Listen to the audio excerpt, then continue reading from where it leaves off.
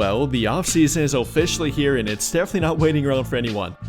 I mean, in the past 24 hours alone now, we've gotten trades including Drew Holiday, Kristaps Porzingis, and CJ McCollum. And that's not even factoring in the Desmond Bane trade, the Kevin Durant trade, and probably more coming after this video, or even by the time I get this video up. However, they've not included the Lakers yet, neither for a big-time star player, a role player, or even for a draft pick or trading up in the draft, much to many Laker fans' chagrin. Though there have been reports about the many trade targets they've been linked to, and trade targets that they may have been linked to but maybe are actually not interested in, which is the current report that I want to bring up today. Those being about Nick Claxton and John Collins, two trade targets that many Laker fans want or would be interested in, but two that they actually may have been linked to falsely. So we'll talk about those reports, along with an update about Luka Doncic and the significant weight that he has already lost, and the newfound commitment to his diet and overall training, which is definitely a good thing to hear. So we'll talk about all of that and try to break it all down here. But before we get too far into it, just a heads up, I do plan to go live for the NBA draft again tomorrow night, so be sure to come hang out and we'll talk draft picks and hopefully a few draft day trades too. But now getting back to our topic and starting with Luka Doncic stuff, according to Dan Wokey of Now The Athletic, Luka has reportedly lost a quote-unquote significant amount of weight this offseason and is committed to a strict diet. Wokey going on to say that Doncic has been incredibly committed to his conditioning this offseason.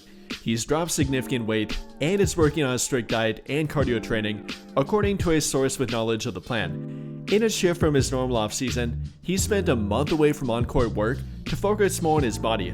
Doncic has looked visibly slimmer in photos and is now working back with Slovenia, readying for the Eurobasket competition later this summer. And if you're not aware, Eurobasket is later in August, a few preparation games in July, but Luka likely won't join them until August, so he does have roughly 2 months until that point, and he's slowly and surely working up to that point, which, like Dan Wokey said, has partly been off the court. Him simply taking a break from it and focusing more on his body rather than on court stuff. I mean, I think we can all agree that Luka is a pretty skilled player and doesn't necessarily need to be on the court immediately after they lost in the playoffs, is already far ahead of many of his peers and without a doubt a top 10 NBA player. At this point, the much bigger concern for him was his overall conditioning and his overall health going forward.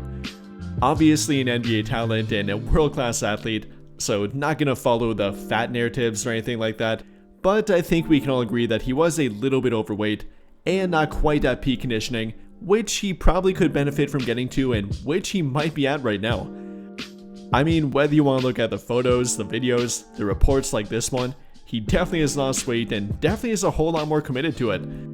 I mean, reports back in February said that the guy may have gotten up to roughly 270 pounds, some saying even heavier than that going into training camp, so we're looking at a much different Luka Doncic, a guy that's probably at about 230 pounds, what he came into the NBA as and what he currently is listed as, which may or may not be true at this point or which he may have gone back to, but the guy's definitely looking slimmer, definitely looking like he's a lot more agile or likely has the ability to now be, and probably trending more to his early NBA career compared to what he was with the Lakers and post-trade deadline.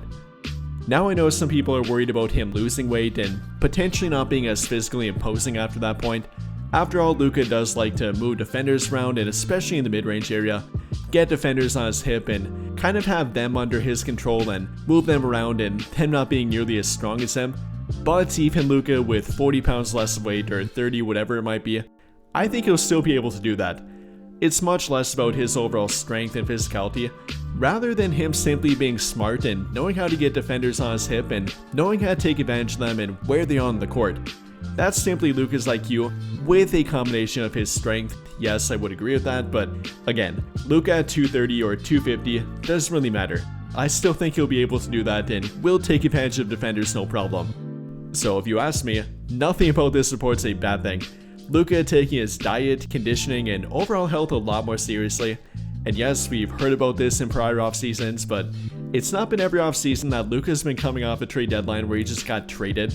Not only that, but embarrassed and talked bad about by his former team, them calling him out for being a poor leader. So yeah, definitely not the same thing here, and I think Luka's on a mission. But after the Luka Doncic talk, Now moving on to our trade reports that might actually prove previous trade reports false. Again, these being about Nick Claxton and John Collins, two guys that have been repeatedly linked to the Lakers and two guys that many Laker fans want, but two guys that they might actually not have interest in or maybe not at the top of their priority list. For Nick Claxton, per Dan Wilkie again of The Athletic, he is quote-unquote not thought to be their answer at center.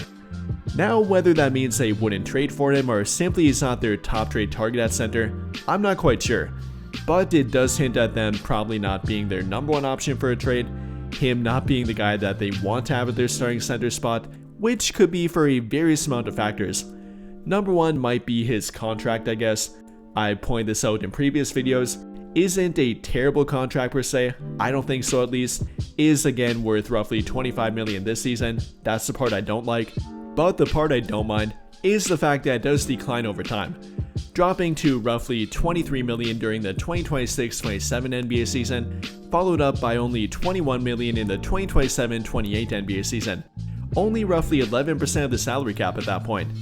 Not even talking about a third of a max contract at that point.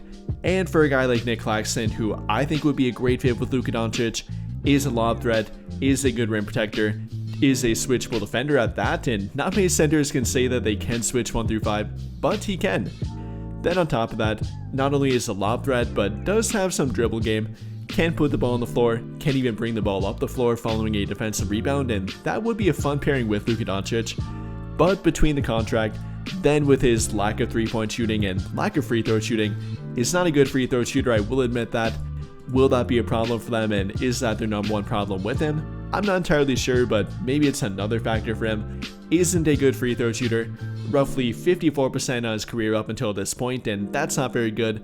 Then is not a three-point shooter, despite making a couple of them last season, is not a reliable three-point shooting option and probably won't develop a three-point shot, at least up until this point. Really hasn't shown much ability to do that, and not much belief that he will get to that point. However, in my opinion, I still think he'd be a really good option. You know, I think the contract actually would help them trade for him at a better price, and for a salary cap strapped team like themselves and for a team with limited trade assets, that actually might help them, not really hurt them. Especially if he would improve his trade value with their team after being paired with Luka Doncic.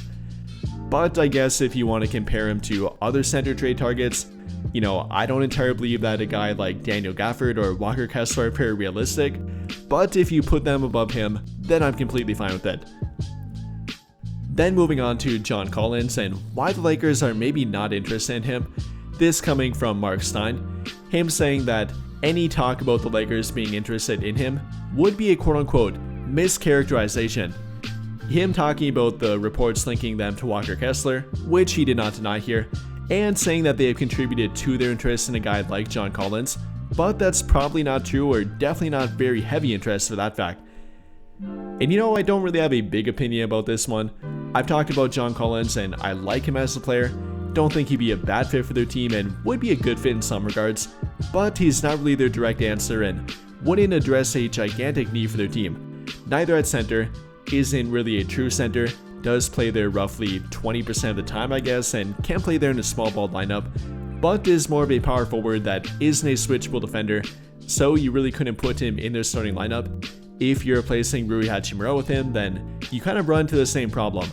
That being the poor defender that isn't a good perimeter defender, isn't switching on defense or taking on tough perimeter matchups, which they do need by the way, and he's not addressing their center need either.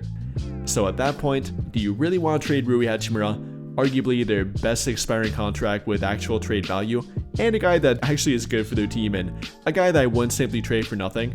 Are you really gaining that much by trading him for John Collins? Probably not in my opinion. And again, that's coming from someone that does like John Collins. I think he'd be a decent fit and a really fun fit with Luka Doncic, simply from his great athleticism and the potential for lobs between them. That would be a lot of fun. And then even offensively, is a good three-point shooter, albeit a fairly low volume shooter much like Hachimura, but even lower volume than him, is a good scoring threat, definitely would be an upgrade for rebounding, but again, doesn't directly address the need for their team, so I agree with this report. Doesn't really make a ton of sense for them to target him and definitely not at the top of their priority list. Now if they would get him with Walker Kessler, I wouldn't complain about that if it's for the right price, but I'm not putting him at the top of my trade target list, and the Lakers don't appear to be either, which I'm completely fine with. But with all of that being said, what do you guys think? How do you feel about the Luka Doncic report, the reports that they're maybe not interested in both Nick Claxton and John Collins, or simply don't have a ton of interest in them, not believing that Claxton's even their answer at center? How do you feel about all that? Let me know your thoughts in the comments down below. But I think that'll pretty much do it for this one, and if you enjoyed the video, then I'll greatly appreciate it if you dropped a like, subscribe to the channel if you have not already, and hit that notification bell to never miss out when I upload a video. But as always, thank you for watching and have a great day or night.